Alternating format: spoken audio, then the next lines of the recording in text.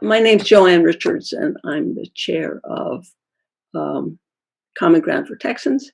And I'd like to welcome you all. I usually would say it's a beautiful Saturday, and it is a beautiful Saturday, but it's a hot, beautiful Saturday. So I dare say you're all inside in a comfortable environment. So we will be taking July and August off. We will come back in September.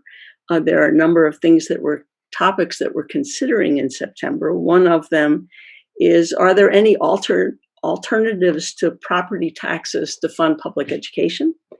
Another possible topic would be Austin's real estate boom and its repercussions, which are huge. So those are the things that we're talking about. We will be recording the session, so if friends or family members were not able to join us today, likely in about a week's time, we'll put a recording up on our website. So be sure to go to Common Ground for Texans website, and you'll see it there. I will turn the mic over to Mike Ignikowski, who's going to be our technical assistant today, and then he will introduce our moderator. So, Mike, go for it. Hey, thanks, Joanne.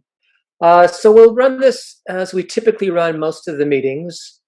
We will have a panel discussion going probably about 45 minutes today, since there's a lot of really interesting ground to cover. Everyone else will be muted, but feel free to post any questions you have into the chat window, and I will see them and collect them. And then after the regular panel discussion, we will have time for the audience questions. I'll just read summaries of the top questions from the audience and address them to the panel, and we'll go on for a while from there. If you have any other questions, technical problems, just feel free to put them in chat and they'll come directly to me. So without further ado, I'd like to turn the mic over to today's moderator, Ross Ramsey, the executive director of the Texas Tribune, and he'll introduce the panel and begin the conversation. Ross, over to you. I should start with the correction. Executive editor. I only wish I was executive director. All the power, but I'll take executive editor. Thanks for having me. It's good to be back. I think the last time we did this, it was up at the library up on North Loop in a crowded room that I remember not being very well air conditioned. So I'm going to just enjoy my home surroundings this time. The panel today has a couple of other people who are much more qualified than I am. I'll introduce them, and we'll start there. Start with some bios. Cinde Weatherby began volunteering her lengthy professional experience to benefit the Austin Area League of Women Voters. A few days after becoming a member, she was asked to join the board of directors. We've all been in that movie. And in 2016, she accepted a term as president. Since 2015, she coordinates the League of Women Voters, voting rights and election law legislative advocacy. Quite a job right now. She plays a major support role in the state league's responses to voting challenges, including those resulting from the COVID-19 pandemic in 2020. She survived the just ended 87th session with the rest of us, with sanity somewhat intact, not exactly like the rest of us, thanks to a new support team of league members and collaboration with a national, state, and capital activism virtual organization. Her least favorite activity is coming up. It's the special session where voting rights attacks seem to be a tradition. Chaz Moore is an acclaimed activist and community organizer who has dedicated his life to helping Black, Indigenous, and people of color, impoverished communities, and those that suffer the brunt of systemic institutional oppression. Under his leadership, AJC has led local reform efforts such as creating the Austin Police Department's use of force policy, successfully fought against a faulty Austin Police Association union contract, and successfully campaigned for reallocation of $150 million from Austin Police Department's budget to begin the process of creating public safety alternatives to traditional public safety methods. His tenacity's garnered much recognition, including multiple awards, before devoting his work full-time to the creation and growth of the Austin Justice Coalition. He served as a student activist fighting many social issues at the University of Texas at Austin, and then the rest of the Austin community. I want to welcome those two. And the program for today has us talking about all kinds of things that came out of the legislative session. And I'll start this with Cinde to talk about the successes and wins on the election front. Cinde, if you want to take it over from here, we'll go for a few minutes and then we'll talk to Chaz for a few minutes and then we'll get into, I hope, a robust conversation. Well, thanks very much for the invitation to be here today. I'm just honored to be on the same Zoom as Mr. Ramsey and Mr. Moore.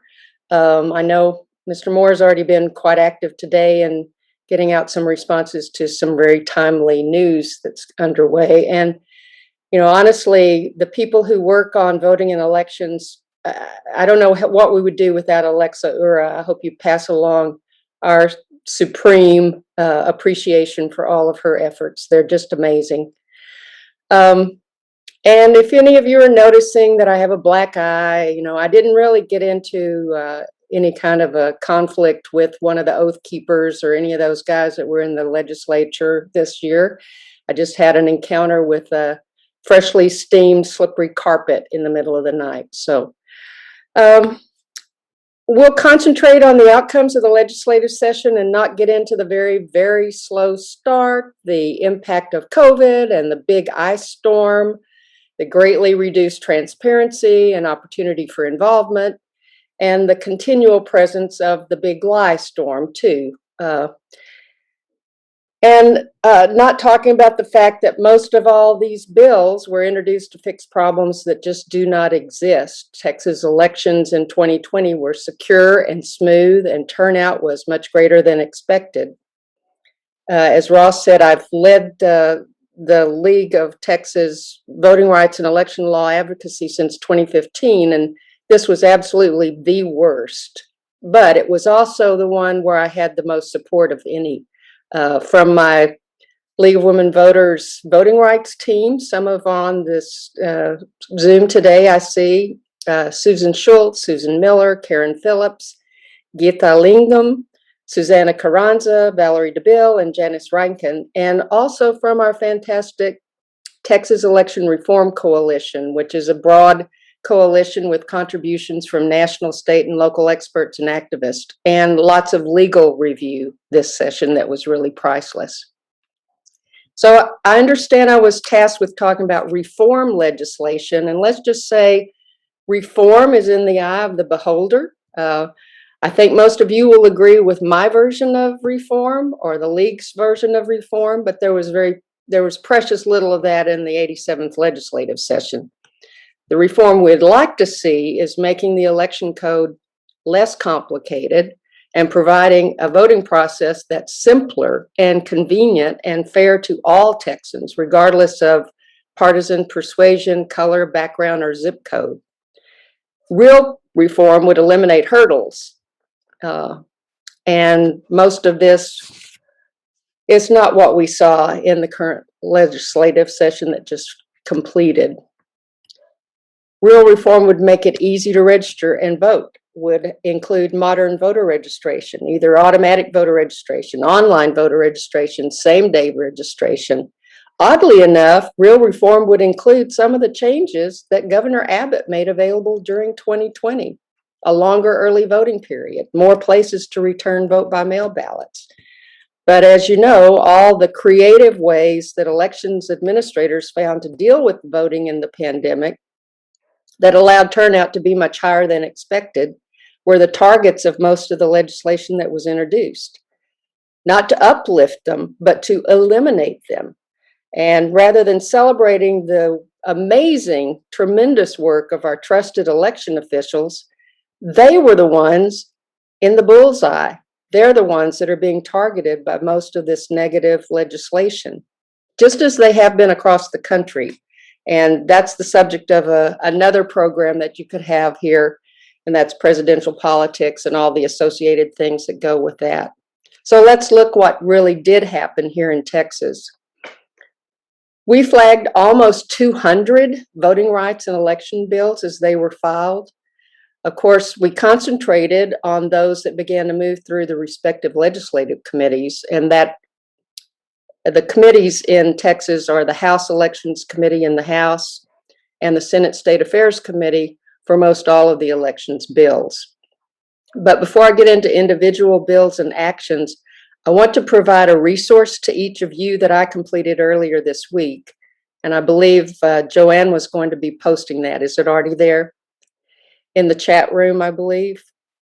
There are 4 links to documents that we've posted for everyone to be able to follow after we talk about this, or anytime you want to do any research on what happened in the legislative session. These 4 documents link to both bills that passed and bills that died. And 2 of the links are bills that passed. And of those bills that did pass, we provide brief descriptions. They're sorted by the ones we supported and the ones we opposed. And we supported or opposed through testimony and a really amazing response through our statewide action alerts that many league members used and other organizations around the state did as well. The league support list includes 9.5 bills that passed, and I'll get to the half a little bit later. And the opposition list only includes 5 bills that passed. There are also links to all the bills that did not pass, and they're sorted in the same way. 24 bills on the support list and 41 bills on the opposed list. Although both lists do include bills that had companion bills that passed. And in that list, the resource that you have there are, we provide you with links directly to the information, any information you might want to know about that bill through the Texas legislature legislative online portal. So you can click on that and it'll give you the whole history, the text, witness list, whatever you might want to know about that particular bill. So what I want to start out by doing is another item that I'd asked Joanne to post, and that's our 2021 action paper.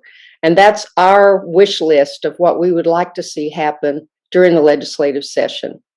That's the only way I could start thinking about bills that were truly reform bills.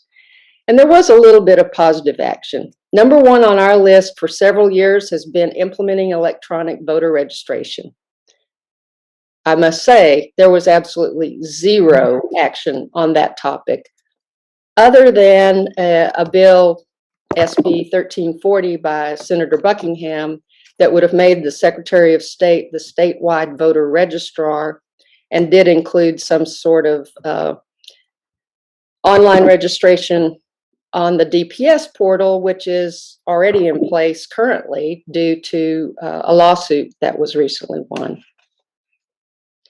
Another top item for the League of Women Voters last session and this one was election security, and particularly cybersecurity. And there was a continuation of action to provide voter-verified paper trail election equipment.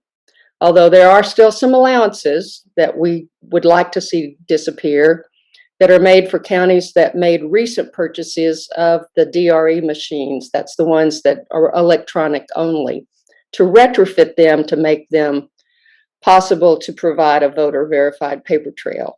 I'm not an election equipment expert, but the experts do tell me that they do not support that, and I do not believe that that's something we want to continue. However, there are still motivations for replacing the equipment that is still out there. There was a bill passed that sets up risk limiting audits. SB 598 calls for full-fledged risk limiting audits after August 31st, 2026. In a way, that's a good thing because that allows us to learn some things, and there'll be other sessions between where that bill could be tweaked before it goes into full force. But it does also call for a 5-county pilot program for the November 2022 election. And that bill came out a lot better than it started. We were contacted by national experts in risk limiting audits from the Verified Voting Organization, a widely respected organization on that topic. And they provided information that I was able to pass along to the authors of the two bills, as well as discuss with the Secretary of State's legal director, who I know has been actively involved in risk limiting audits. And I imagine that's how the bill got improved, is that when I told the authors, Representative Jeton and Senator Colhorst's office, that they should take advantage of Christina Atkins' expertise, I imagine that's how that happened. Which is another good example of talking to people that you don't typically agree with on other bills so that you can make improvements on what you can. We also call for improved voter registration security and list maintenance transparency. And I'm not sure that we can claim that that happened, although a lot of bills were aimed at eliminating folks from the voter rolls. Most didn't pass, but I think there's a great likelihood that that will appear as a subject in the special session. One good, or at least not bad bill, HB 1264, requires more timely reports of deceased residents be forwarded to voter registrars and Secretary of State's office. Now, one reason we supported that is because we know that registrars are under pressure to update their rolls, but they don't have any control over how they get the information. We are also assisted by the fact that Texas is now a member of ERIC, which is the Electronic Registration Information Center, and they're getting a lot of updates from a number of federal agencies and the other 30 some odd states that belong to ERIC. And that is a good, reliable system, but we also, especially given the political nature of the Secretary of State's office here and the fact that we don't even know who the next Secretary of State will be yet, we have to keep our alert, alert to monitor any purges or signs of purges of the voter rolls that just don't look legitimate. Then to process problems, for years, the deadlines for requesting mail ballots and returning the ballot have not been in sync with the United States Postal Service capabilities. And that's before the current Postmaster General was appointed. It's been a long time that the dates in the election code, if followed, don't typically give you the amount of time needed to get in that ballot or that request. Nothing really happened on that. Although there were some bills that were introduced that didn't pass that would have changed things, and we need to really stay on top of that when we look at the special session bills as well. One bill, for example, would have required that you had to make sure that your ballot was received by mail 4 days before the election. So it didn't really deal with the kind of problems that we were trying to get around to. But there was one big thing that was adopted that was something we had specifically called for, and that's electronic ballot tracking. And thanks to the work of Representative Busey, that bill did pass. And as we heard many times last year during 2020, if FedEx can know where their packages are, somebody should be able to tell us where our ballots are. And it's done in other states, and some, like Travis County, was able to do some ballot tracking this last election too. There's some additional language that was added to his bill, and I'm not exactly sure what the impact of that is. That has to do with record keeping, primarily numerical numbering of ballots that are sent out. Nothing else passed that would really help these process issues, but some that didn't pass would have made it worse.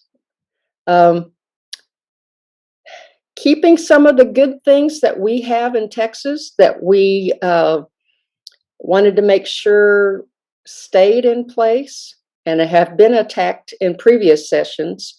One deals with the return of voting rights to those citizens who are leaving incarceration. and Mr. Moore may want to speak more to this later, but once you leave incarceration and you are off paper, as it's described, meaning that you've completed your parole and your restitution of whatever fines or requirements that you have, then your voting rights are automatically returned. Other states have much worse situations than that, and we just wanted to protect what we have. Also, previous sessions, there have been attacks on early voting time period. The 2 weeks of early voting is really among the longest periods that other states have than any other states in the country have. Now, there are lots of other benefits that they have that we don't have, like all voting by mail or other things, but New York State, for instance, just incorporated early voting last year. As I mentioned, I think Governor Abbott's emergency declaration in 2020 gave us an extra week of early voting and allowed those voting by mail to actually return their ballots to the early voting locations. Neither of those were codified, and in fact, it was the reverse. There were many bills introduced that would not allow the governor to make any changes without the legislature approving those regarding elections. You probably also heard about the attack on souls to the polls that was in the infamous Senate Bill 7 conference committee report that we didn't see until I think the last 2 days of session before, or the 3 days, I guess, the last 2 days before bills had to be approved. It would have limited Sundays, the one Sunday, or I think it depends on the election, but the Sunday day would have limited voting between the hours of 1 and 9 p.m. And all early voting would be limited to 12 hours between 6 a.m. and 9 p.m., which was really targeting the very successful late night and 24-hour early voting in several urban areas. Now, the conference committee members are claiming that it was a typo, but we all know that that's pretty ridiculous because some of you probably were watching the Senate debate on the floor and saw Senator Hughes defending it as election workers wanting to go to church first. So, you know, it's going to be in debate. I think maybe that calling the attention to it as it has, that we may not see that reoccur in what's introduced in the special session. But it was there, and if it comes again, I think we'll have text written to oppose it just like we would if it hadn't been. I can get to some very specific bills. I don't know how much time we've got left here. If you've got a couple that you want to hit, why don't you hit those and we'll catch the rest of them in conversation. I think what I'd rather do is refer them to those lists and talk about what I'm most concerned about going forward. And number one on my list is the attacks on election officials and election workers. Almost every bill that attacked voting was really aimed at the election official or the people working at the elections as much as, or really more than, the voters.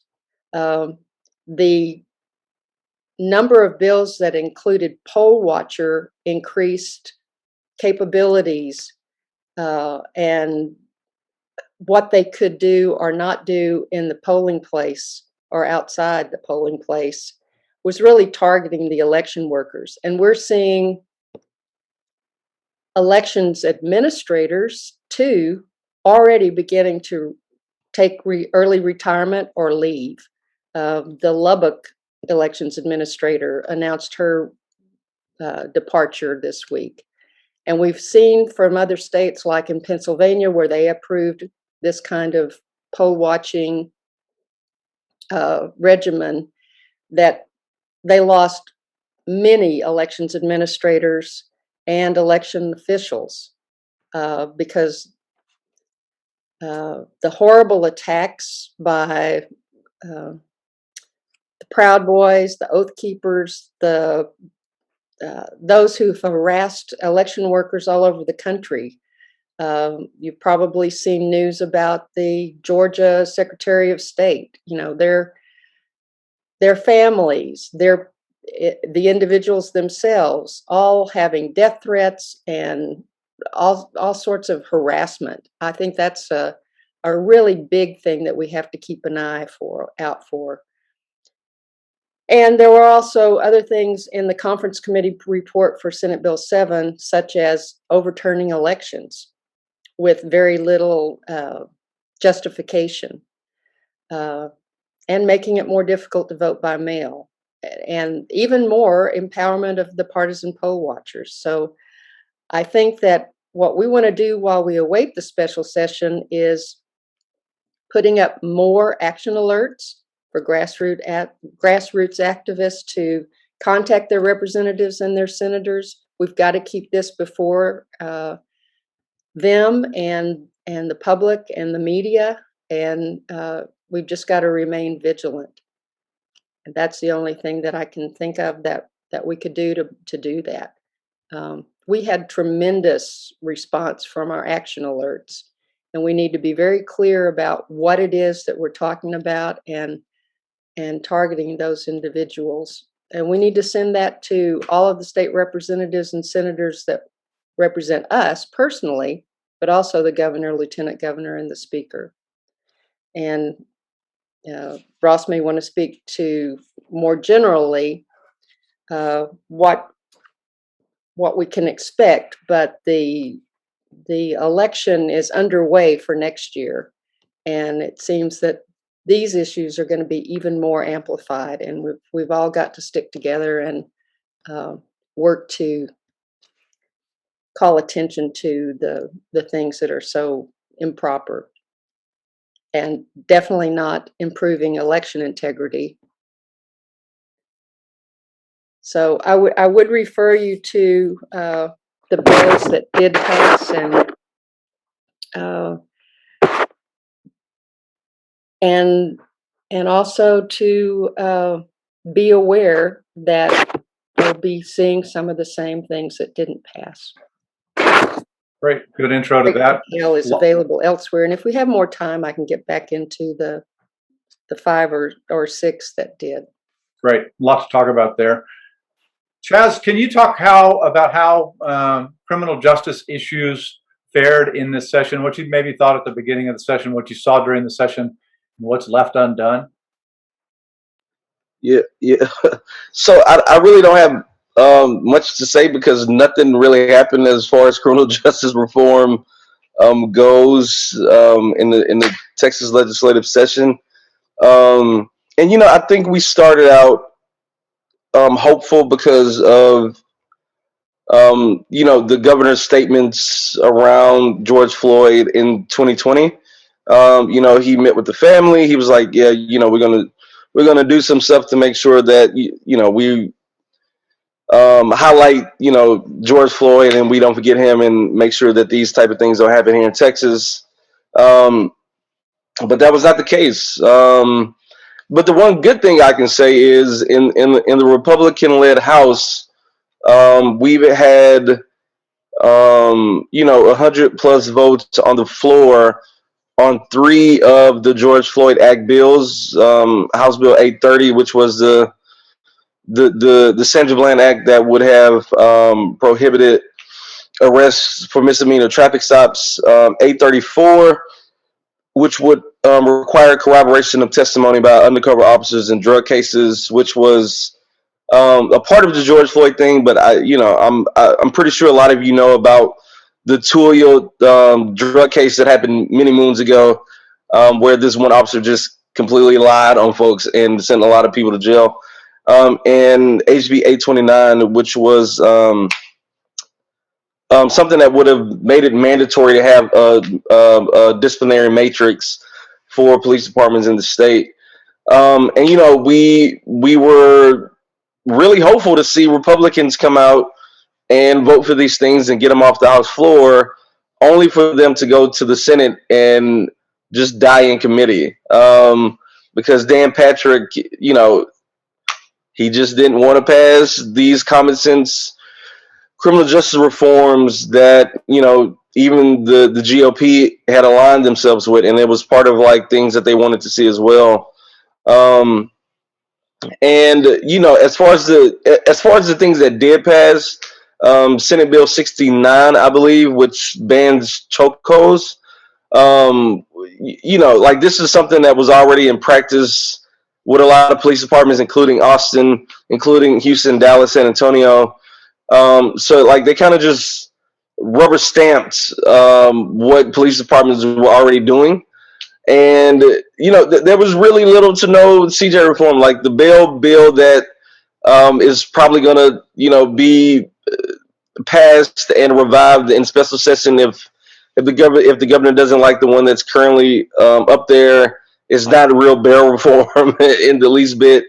And as always in Texas, we see increase in penalties, right? Like every Texas session, we see an increase in penalties, and the GOP and Governor Abbott calls that criminal justice reform. And like really, in my honest opinion, until we get some fair leadership, and I would say democratic leadership, in 2022, hopefully we can flip some seats and really get Governor Abbott out the way, because he's just been terrible. He's just been completely terrible on so many things. Like even, like this has nothing to do with CJ, but when you look at the healthcare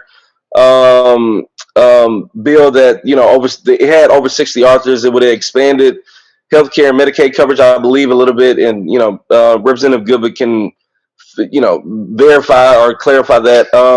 It went nowhere. And just like, but the things that did happen was like now every Texan can carry a gun. We can't talk about critical race theory because it just didn't exist in Texas. We didn't have slavery. We didn't have Jim Crow like in Texas.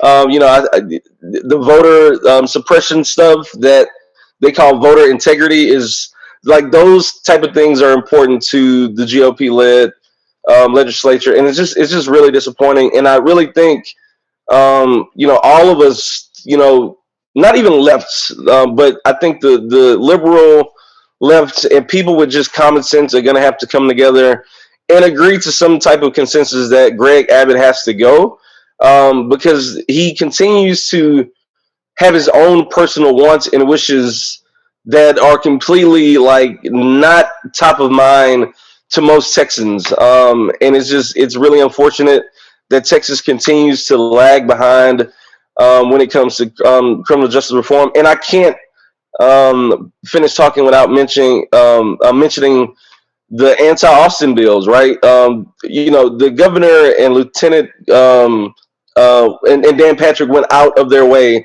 to pass House Bill 1900, which was literally a direct attack on what Austin did last year around not defunding, but reallocating funds from the police department. House Bill 1900 is going to mandate cities that defunded or reallocated funds from the police department, which was only Austin. Austin was the only city in Texas to do this. It's going to mandate that they make the budget of police departments back what it was to 2019. So any money that we took away, we have to make sure that it equals back whatever the police budget was in 2019. And if the city of Austin chooses not to do that, then the state is going to withhold our state tax return money or something like that. And unfortunately, the city can't afford to call that bluff because, it's not a lot of money, but it's a lot of money that they would be missing out on if they, just decided to stay par and do the right thing of reallocating funds from the police department. So the city has been really, looking at all the options they have, whether that's to see if this is even, constitutionally allowable for the governor to say how the city of Austin or any other municipality decides to do their budgets. Or, they may just say, hey, like, we think this is the right thing, and if you want to withhold our money, then, hey, you do that. But that conversation is still ongoing, and we'll see how that pans out. But yeah, it was, Scott Henson over at Grits for breakfast, which I highly recommend people read if you just have like any interest in criminal justice reform. Said that this was by far the worst legislative session for criminal justice reform in the last 30 years. Like, we took so many steps back. We didn't get anything at all this year, and we really have to look at getting people to come out and vote, and candidates that they believe in, and candidates that can put the parties aside and come up with some common sense legislation, so we can really start to see some of the changes we need, not only in policing, but the bail system, the jail system, and really get Texas up and running and up into the 21st century. As we discuss what the criminal legal system even is in the first place. So, yeah, that was me rambling on about how much of nothing happened as far as criminal justice reform in an 87 Texas legislative session. So, thank you all for listening to me rant. We will definitely come back to that. There's a lot to talk about there. I've been asked to kind of go over the ice storm a little bit, and just a quick general thing about the session and the special session that's ahead. The ice storm was kind of a weird event in the Texas legislature because it happened while the legislature was in town. Oftentimes we have something come up when the legislature's not here. The George Floyd murder was a really good example of this. And you get a lot of political activity and pronouncements around an event like that. And they say, when we come back, we'll do something about this. And they came back, and it was months later, and the subject had changed during the election from a conversation about policing to a conversation about funding or defunding the police. It got mired in politics. And by the time the legislature came in, there was a certain loss of momentum. On the ice storm, the momentum was in their face. This happened on Valentine's Day weekend. You lived through it. It had a couple of features that were both nature and politics, and we had a polar vortex that descended across the entire state and affected everybody in the state, which is unusual. Usually, we have when we have a natural disaster, it affects the places that get hit by hurricanes, the places that get hit by windstorms or by floods. This was the whole state. And then we had a near collapse of the state's electric grid, and it exposed a bunch of problems that it turned out that the people in that business knew about. Everybody who knew what ERCOT was on February 1st, the rest of us learned later, but everybody who knew what ERCOT was, and the Public Utility Commission and the Railroad Commission, had seen a lot of these problems before. In fact, there was an extensive report done in 2011 about an ice storm in North Texas and a bunch of outages there. And had they heeded some of the warnings and recommendations in that report, we wouldn't have been talking about another set of outages in 2021. Or if we had, it would have been for a different set of reasons. The things that happened in February were things that were more or less predictable. So they came back and they said, as we were all thawing out, a lot of people in the state, if you kind of check around, still have problems from this. There are some spots where they still don't have water, or where this hasn't been helped. There's a lot still to do from this storm. But the legislature was in town this time. So they very quickly came up with a set of proposals and passed some of them. What happens in a legislative session is that you set out an ideal set of proposals, or somebody's ideal set of proposals, and then everybody with a stake in it begins to talk and lobby and do all of these things. And this happens to combine some of the most powerful industries in the state.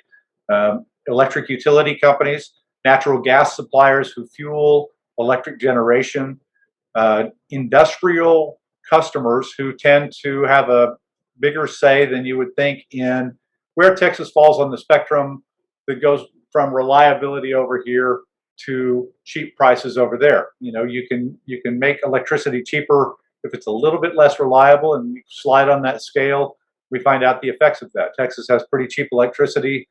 and some reliability problems that turned out for too many people to be deadly. As they got out of the session, they passed a couple of bills the governor signed. You might have seen his comments that we've taken care of everything that we needed to after this storm. There's some dissension about that. A report came out that we wrote about, I know some others wrote about, that was 5 former Texas Public Utility Commissioners and an analyst who'd been with the Public Utility Commission and the Federal Energy Regulatory Commission, a bunch of Republicans and some Democrats, who basically said there was a lot that should have been done here that was not quite done. The state has a bill that would require plants to weatherize against cold weather, but there's sort of what somebody in the electric industry told me is supposed to be a virtuous circle where the kind of the compact between the electric generators and the natural gas providers is we will keep your gas plants warm, you keep our electric plants fueled. And there were a couple of breakdowns in that. The natural gas suppliers weren't weatherized against cold weather. The electric plants weren't weatherized against cold weather. And there turned out to be this 2-page form. The 2 of our writers wrote about during the session, Aaron Douglas and Mitch Furman. There's a 2-page form that you're supposed to fill out if you're a natural gas supplier to let the electric companies know not to turn off your power. And a lot of those companies didn't file that form. A lot of them got their power turned off. So some of the electric generation plants that were not online weren't online not because they were frozen, but because they had no fuel. So we had this giant drop in capacity at the same time that we had this giant increase in demand. And you know what happened. So there's some weatherization required for the electrical plants. There's a little bit required, not as much as the experts recommend for the natural gas suppliers. That's a place where they could come back. There were some changes made to governance. The ERCOT board was remade. The Public Utility Commission will have 5 commissioners instead of 3. Their duties have changed. Some of their responsibilities have changed. Some of the requirements have been changed. All of that's to the good. One of the things that was weird about this storm was that, you know, if somebody kidnaps a child and runs off with them, we all get an Amber Alert. All of us, all over the state, get a, you know, our phones go off. Those lighted signs on the freeways go off, and it says, you know, look for a Toyota, Land Cruiser, whatever. There was no alert system for this storm, so nobody knew that the power was about to go out, what the situation was with the power. Some of us in places, you know, Austin in a couple of instances during the storm said, you know, sent notices to some of their users. It was really spotty. So one of the things that the legislature came in and did was said we need a statewide alert network. They're setting that up. And they provided some relief that'll show up on your electric bills for the companies that lost a bunch of money on this. As you know, if you paid even slight attention to this, a lot of companies in this storm were in a position to make some money because prices went up. So some of the gas suppliers made some windfall profits, and some of the companies did really well. Some of the utilities really got stuck. Brazos Electric, Brazos River Authority has a bankruptcy filing because they lost so much money. The LCRA lost money. And there was some relief provided for them in the bill, not as much as they need or want. There was a big hole in the bill that there was no relief provided for everyday Texans. So, you know, I wrote a column at one point in this that, you know, the way this is shaping up is that you're either going to pay for this as a ratepayer or you're going to pay for it as a taxpayer. It turns out that a lot of it is going to be showing up in your rates. So I think there's a lot that some of the members of the legislature, this doesn't seem to be partisan in particular, but some of the members of the legislature want to come back and clean up some of the things that were left undone in this. And there's some question about whether if we get another polar vortex, which is unusual, admittedly, but if we get another situation like we got in February, are the lights going to stay on? Is the gas going to stay on? Are we going to stay warm? So what was proposed, what actually happened, there's some deficits there. I expect that this could come up again. This could be fodder, depending on really what they hear from their voters and what they hear in the days before a special session, probably this summer, and another special session that's coming probably in the fall and winter.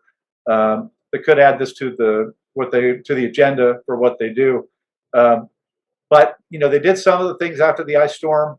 Frankly, I'm going to always wonder how much of that stuff that they did because the ice storm and the outages happened during a legislative session, and they were on the job and didn't have time to forget about it. They had to do something. One of the things that's true about legislatures and congresses and all of those kinds of things is they're pretty responsive to what the public is interested in. And if the public is interested right now in getting the power on and right now in getting things to work, they respond to that. You wonder on other things like the George Floyd murder, had that happened during a legislative session, would the momentum have resulted in a different outcome? So a couple of things I want to say just in general about the legislative situation right now. We're in a period now after the session and until Father's Day where the governor vetoes or signs or allows bills to become law without his signature. So during that period, everybody's kind of quiet because they're hoping their bills get signed. Some of them are hoping bills get vetoed. And as soon as we're out of that period, we enter into a very political period. In campaign finance, you're not allowed, if you're a state official, to raise money while the legislature's in session or for a certain period of time before the session or after the session. That period ends with the governor's veto period. So the day after Father's Day, they can start raising money again.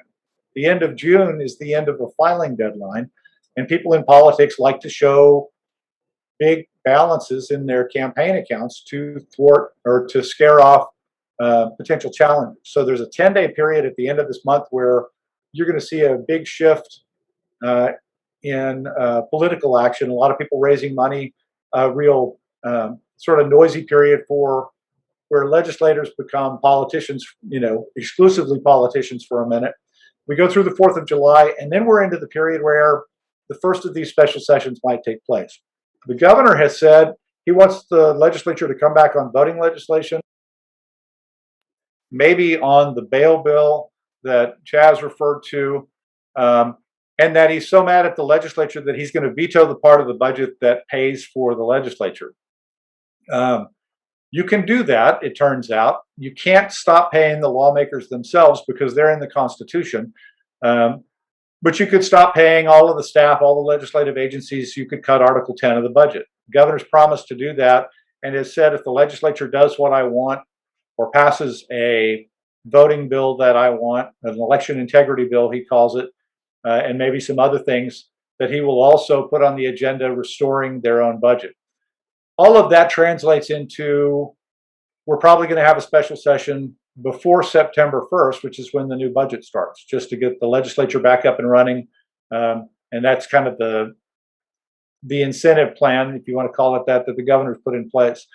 There's going to be another special session probably after September 30th. The COVID pandemic delayed the census, and the detailed information from the census that would be used to do redistricting, to redraw political maps, is ordinarily available around the end of March or early April. That's been delayed to late September.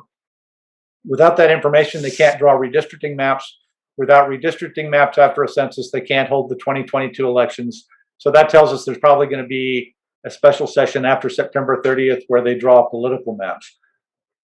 There will be a line of legislators, there always is, of legislators, trade groups, lobbyists, whatever, citizens, asking the governor to put things on the agenda since the legislature is going to be here anyway. So there's going to be probably a line of supplicants for the summer special session if there is one, certainly a line of supplicants for the fall special session.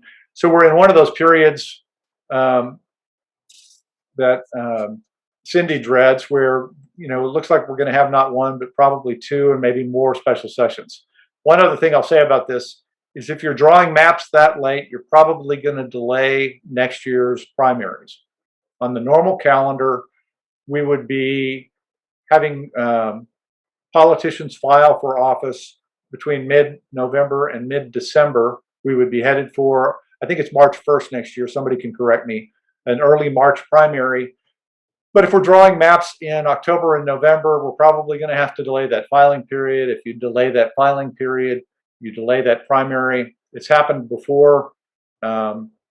it's noisy, disruptive. There's a lot of litigation around it, but we're in for, I think, kind of a whirlwind of activity as we go forward with the rest of this year and into next year. A couple of things I wanted to ask you to, after what you said, Chaz, let me start with you. What do you think might have happened, or what do you think the civil justice folks might have done differently with this legislature, with this session? Do you think it was kind of a lost opportunity from the get-go, or do you think that maybe a different strategy would have worked? Or, like you said, the governor came out, visited George Floyd's family after the murder and promised some changes. There was a point after the shootings, I should say, in El Paso and Midland, Odessa, that the Lieutenant Governor, Dan Patrick, said we ought to change some laws around guns. We ought to change the background checks. We ought to have more regulation, or maybe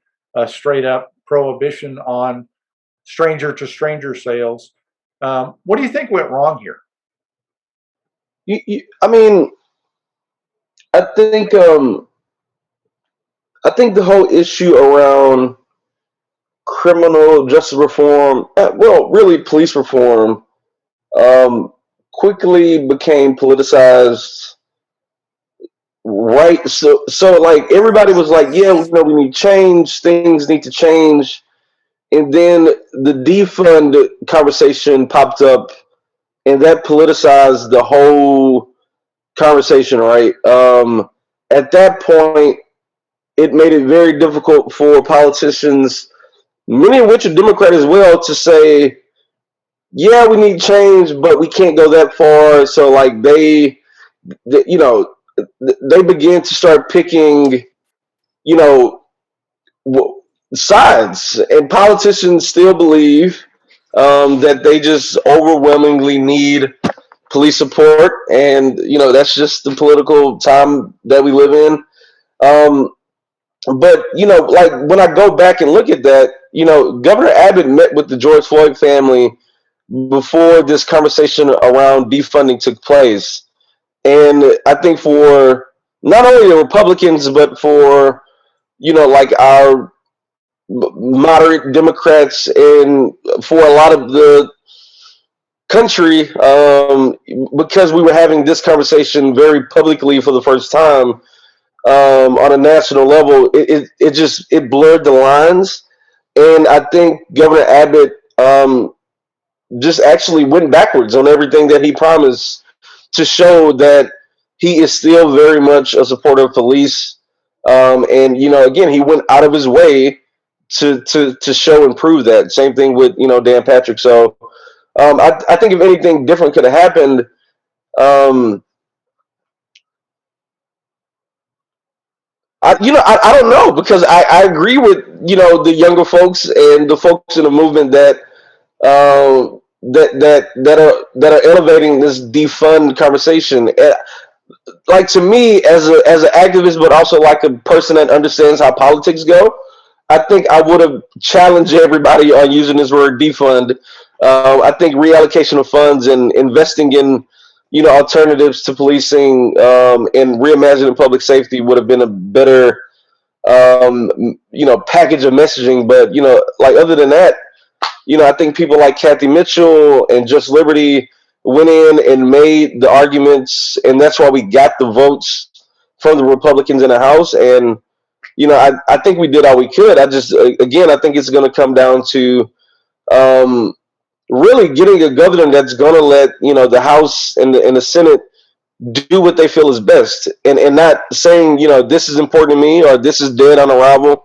We have to have a governor that's going to allow these lawmakers to do their job and to stop interfering and really land the land. I always think it's weird that the governor has special priorities and all that type of stuff. It just doesn't make any sense to me. So again, and I know you all are tired of me saying this, but we have to get Governor Abbott out. And I'm not saying we need a Democratic governor. I just think we need somebody that's going to be fair, and somebody that has some common sense and some empathy to like the voices in the margins and the minority voices, so we can still get some change, although we don't have the representation in the House or the Senate. So, I think we did all we could, and I think the votes on some of the George Floyd acts in the House prove that.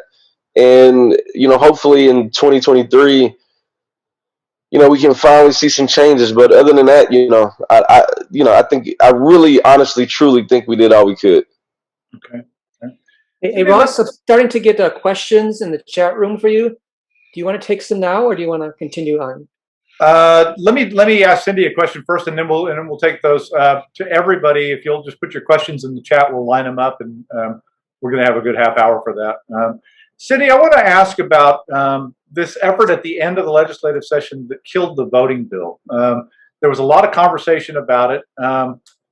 Sort of the way it reported out was the Senate came in with a bill very late or very early, depending on how you look at a clock, on the last Sunday morning at I think 3 o'clock in the morning, that had 12 pages of amendments, including the souls to the polls thing that nobody had ever seen before. The House came to the deadline, as we all know, and the Democrats killed the bill by denying a quorum.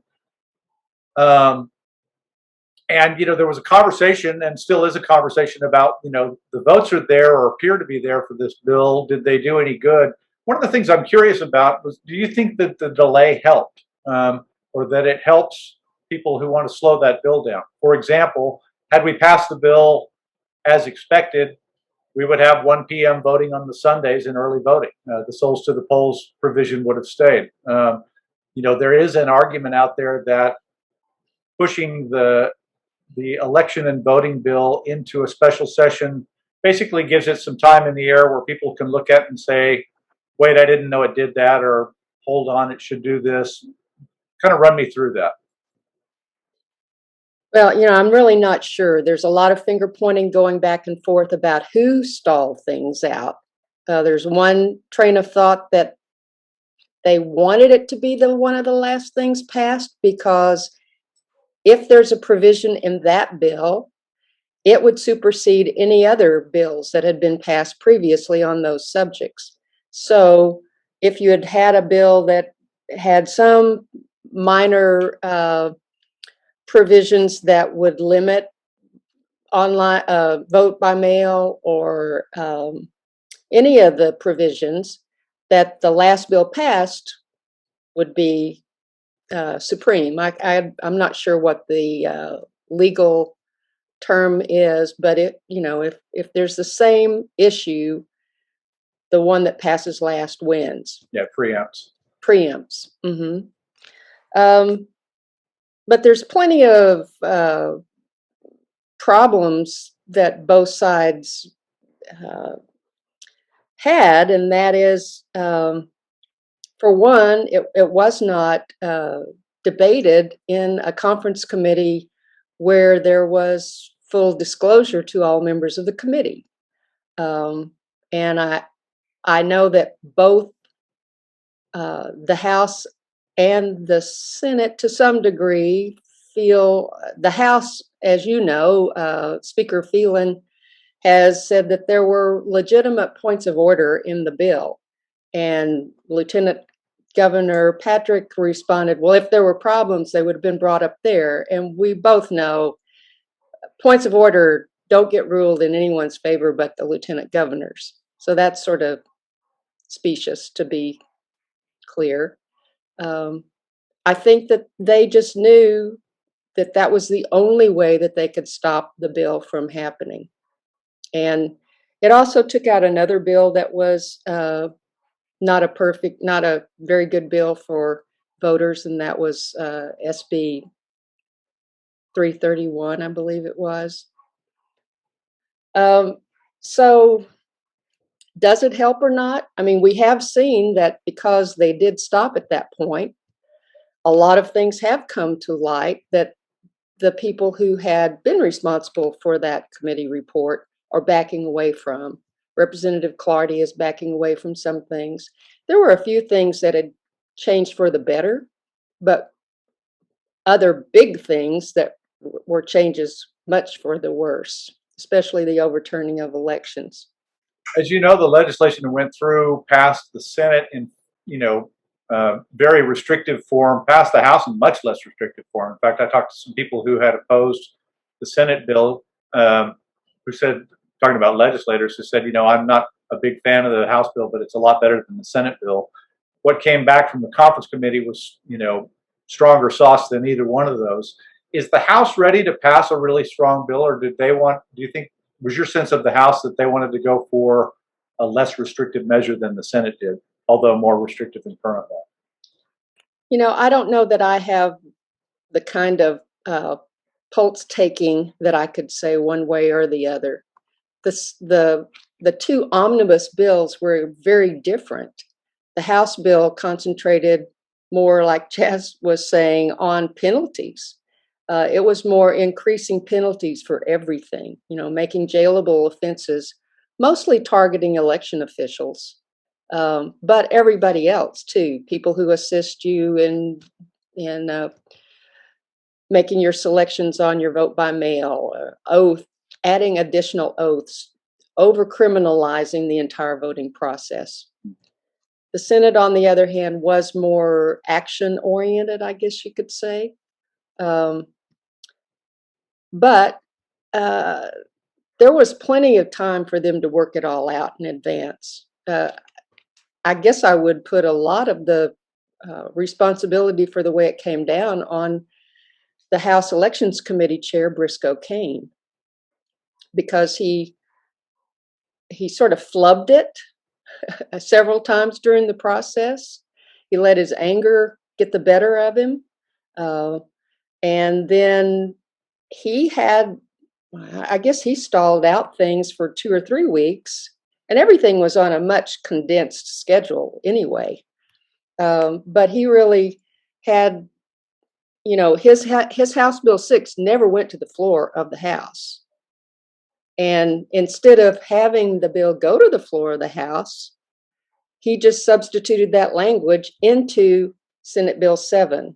It was a very duplicitous kind of thing to do.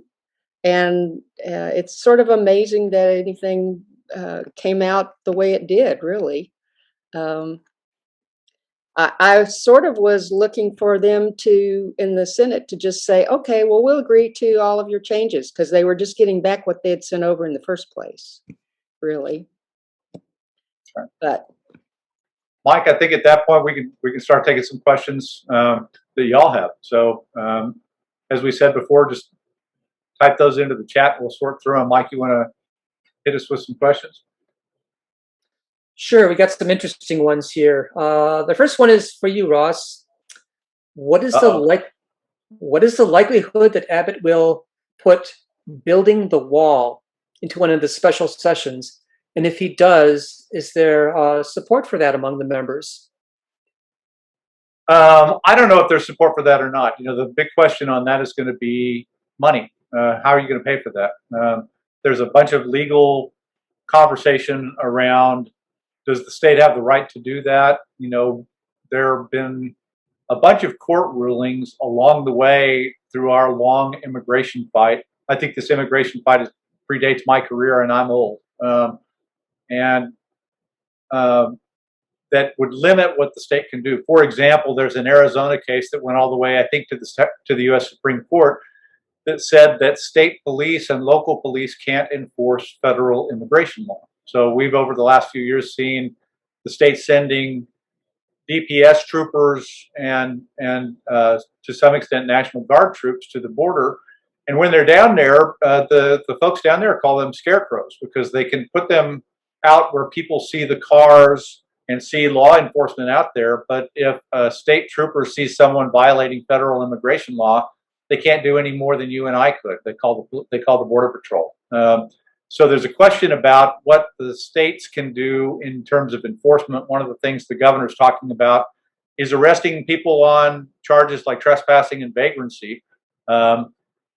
That's clearly bucking for another test with a more conservative Supreme Court of the ruling that was made 7 or 8 years ago in the Arizona case. So something like that.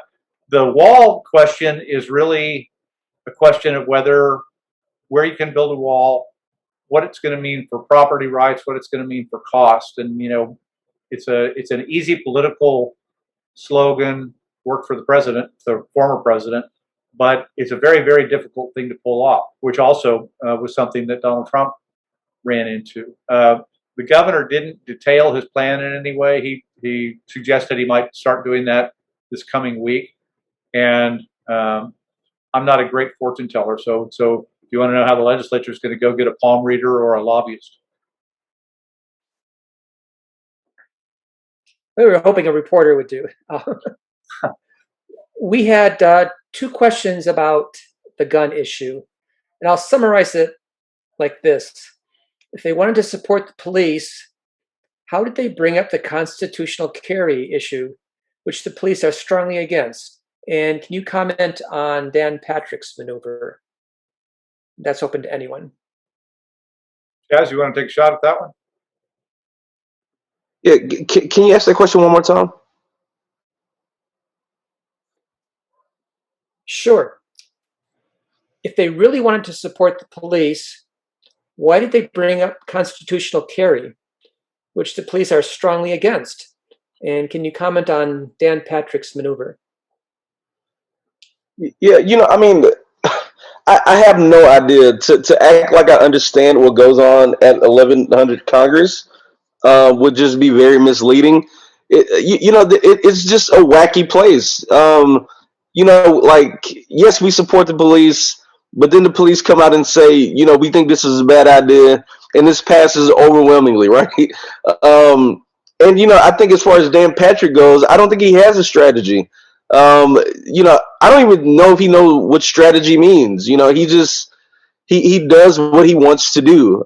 He does what the governor allows him to do, and we all know that he's the governor's like henchman, right? Like, the governor uses Dan Patrick to do the dirty things that he wants to do, but doesn't want to get blamed for, like killing the George Floyd Act, right?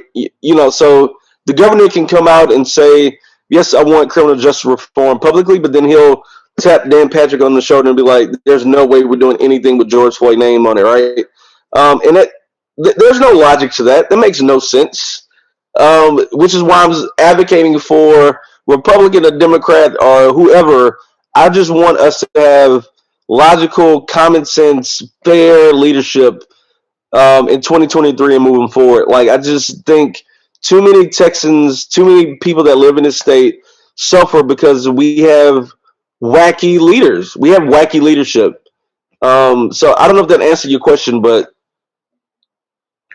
Like, one of the things that happened here, there's a certain kind of legislation that members don't want to vote on, but if they are forced to vote on it, they probably will vote for it. A really great example was in 2017, you guys remember the bathroom bill. And this was a piece of legislation that was popular with Republican conservative voters who were particularly active in Republican primaries. And most of the analysis from members and political consultants was that if you put that piece of legislation on the floor of the House, it would pass. And the speaker at the time, Joe Strauss, didn't put it on the floor of the House. And the conversations in the back halls were that the members who would have to vote for it if it was going on the floor were going to Strauss privately and saying, don't make me vote on this. Please don't bring this to the floor. Something of that was going on with constitutional carry. There was the police chiefs were against it. They're influential, as we know, from the George Floyd Act with legislators. But if you actually let a piece of legislation for constitutional carry or permitless carry, whatever you want to call it, onto the floor of the House, a lot of members who don't really like it and don't really think it's a good idea and who do support the local police are going to vote for it because they're afraid of those noisy voters in their primaries. And I think that's what happened. In fact, when the House passed this bill, Dan Patrick's first reaction was, I don't think I have the votes in the Senate, which was quite an admission and quite a, odd circumstance. But he quickly got the votes whipped up, and Abbott said he will sign the bill. So constitutional carry it is.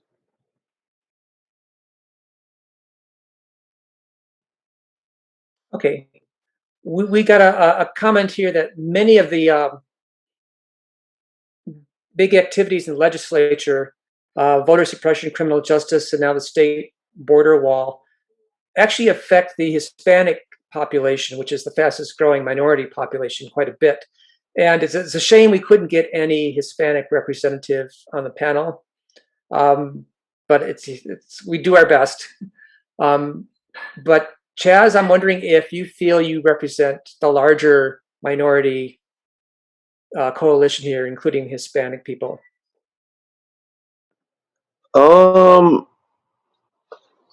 So believe it or not, black people and brown people and people of color are not a monolith. So no. But I try very hard to meet and convene with, and break bread and do platicas with members of my community, of the Latino community, of other communities of color.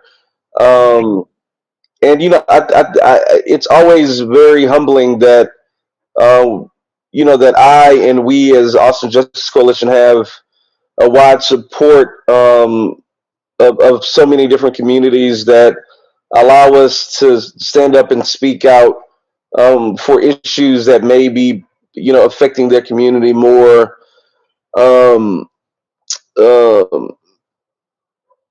disparately than other communities. But no, and I also think what we're doing at AJC now is hiring a very diverse group of people. So I think in the next coming weeks, you all will see that our staff is diversifying.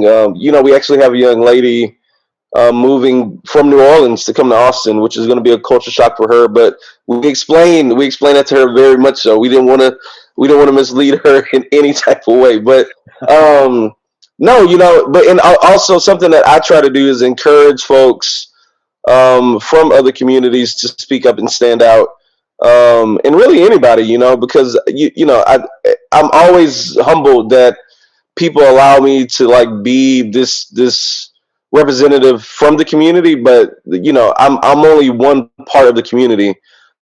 Just like I see Miss Orr Houston was here earlier. I don't know if she's still here, but when she was the council person, she represented the black community, but she also had other people in her district, in District 1, that wasn't black, and she had to be able to have those conversations so she could make decisions that overall would try to please as many people as possible. So I really hope that answered the question to whoever asked. Ms. Leal's hand is up. Do you want to say something? Hold on a second. I'll make special dispensation here. Gloria, if you want to unmute and make a comment online. Yes.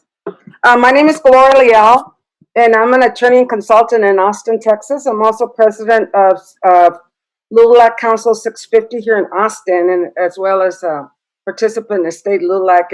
And I was going to say thank you, Chaz, because we are not a part of a monolith, as Mike referred to. In fact, a lot of our interests, we have a lot of interests in common, certainly, but LULAC, MALDEF, and other groups speak up on behalf of the Hispanic community as necessary, but we do appreciate the alliances with the NAACP as well as the League of Women Voters. I made a comment to Mike that I was concerned that all these issues, for example, the census growth is due to primarily to the growth of the Hispanics and minorities. The voter suppression targeted measures in Houston that minorities, specifically Hispanics, use the after hours to vote. And therefore I was concerned that there wasn't an Hispanic presence on this panel. Now, with that said, and the Hispanics, of course, including as part of the Democratic coalition, took lead in the walkout and breaking of quorum. My question to Mr. Rossi and in Cinde, Ms. Weather, I don't know your last name, was did fallout from the 87th legislature impact the recent mayoral elections, including the election of a Republican as mayor in McAllen? And also, recently, the Republican Party has targeted most of the Democratic Hispanic legislators in South Texas for competition in the upcoming elections. Was that as a fallout from the session, or I would say it's a recognition that Hispanics, in fact, are not even a monolith within themselves, because we do have a very conservative bent in South Texas. For example, from families like mine that are Tejanos and not recent immigrants versus some of the newer and the urban Hispanics. And I would just like y'all to comment on that. Thank you very much. Yeah, I can jump into that. The mayoral races, you know, I'm in a group that doesn't believe that that was necessarily. It is true that they elected a Republican mayor there. It's also true that it was a nonpartisan election, and that voters who went into the polls on that election and on the election in Fort Worth, you know, might or might not have known they were voting for a Democrat or a Republican. They might have been voting on other issues. So you didn't have the queue for voters that said, you know, hey, this is an R or this is a D that you would have in a normal general election. To the original question, I would say, you know, the legislature, you know, this is a Republican legislature, and when they're changing voting laws, they are primarily concerned, you know, to the extent that they're shutting out voters, they're primarily concerned with making it easier for Republicans to vote and harder for Democrats to vote. And in places where they don't do well, like Harris County, Dallas County, Travis County, Bexar County, El Paso County, you know, the big counties like that, Tarrant to some extent now, a lot of these voting changes are aimed at, you know, hurting turnout in places where Democrats have done better in the last few elections than they've done historically. And it also turns out that those are also places where a lot of people of color vote. So I think in some ways that these are not targeted, although they have the effect of it, they're not targeted necessarily at Hispanic voters or at Black voters. They're targeted at Democrats, and it happens that Black voters in particular and Hispanic voters to a lesser extent tend to vote for Democrats, and so they end up being in the crosshairs on this. You know, the South Texas phenomena is a familiar one. You know, in Texas right now, if you look at the legislature, there's a guy at Rice named Mark Jones. He's a professor there, who at the end of every legislative session takes all of the record votes of all of the representatives and ranks them from most liberal to most conservative. And I just got through editing his latest version of this, and we'll run it on Tuesday and Wednesday in the Tribune. But the most conservative Democrats in the Texas House, they are still liberal. They're more liberal than the Republicans, but the most conservative Democrats all happen to be from South Texas. There's a very strong, as Ms. Leal says, there's a very strong conservative tradition there. There is in El Paso, where I grew up, as well. And it's not a monolithic vote. I think the voting bill, to the extent that it's targeted, is targeted primarily at Democratic voting, and places like, you know, if you can cut 24-hour voting in Houston, or if you can limit the number of polling places in Dallas, then maybe you're cutting into Democratic margins that make those places dangerous for Republicans.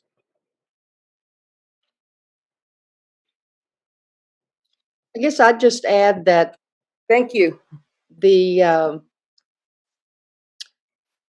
the organizations that you've mentioned, LULAC and MALDEF, the Mexican American Legal Defense Fund, have been some of the most active in the legislature.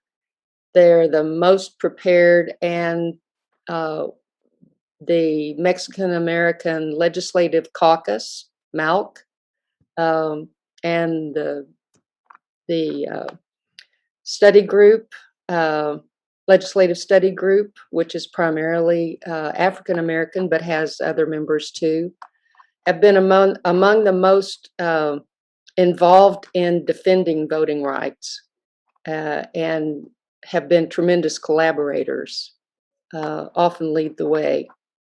But I don't know that I can speak to municipal elections. I agree with Ross that I think some of those are less affected by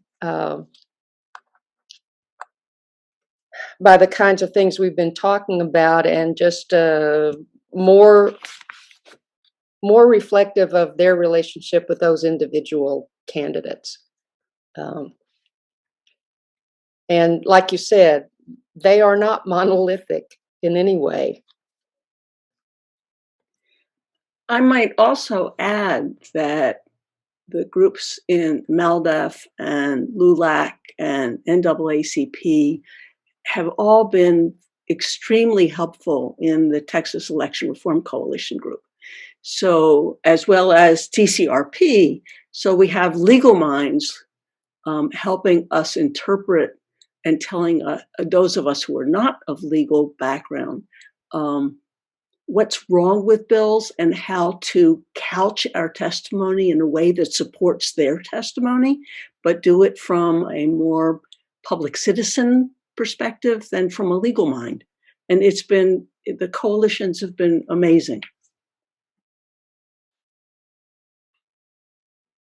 And we've also, I think I saw our state president online, we've also done some outreach, not to the legislature, but to the business community and to the general public by issuing statements together with NAACP and LULAC. And we'll continue to do that. We really want to energize that coalition there. Because I think you're right on. I do think that there's been some true targeting of those areas. I mean, we've seen videos that have leaked where, especially in Harris County, which was the center point of where most of these bills were targeted, is changing the process in Harris County.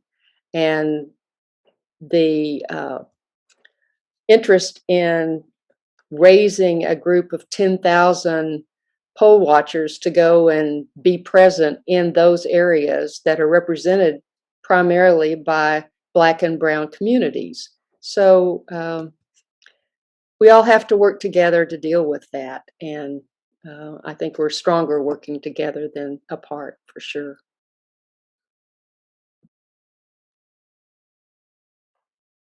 I think we have time for one more question here, maybe. Okay, let's do one more question, then we'll wrap up. This question again refers to the gun issue. There are something like 19 states that have constitutional carry now. Do you know if we see any change in the crime rate or the number of people shot in those states? Those are both really good questions. I don't have the answer right at hand. It will be something that I promise we'll be looking at, though, as this becomes effective in Texas.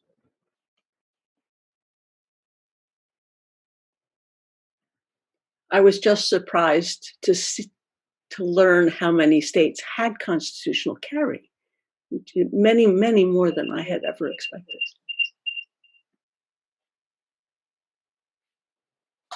So we've come to our time on the clock here.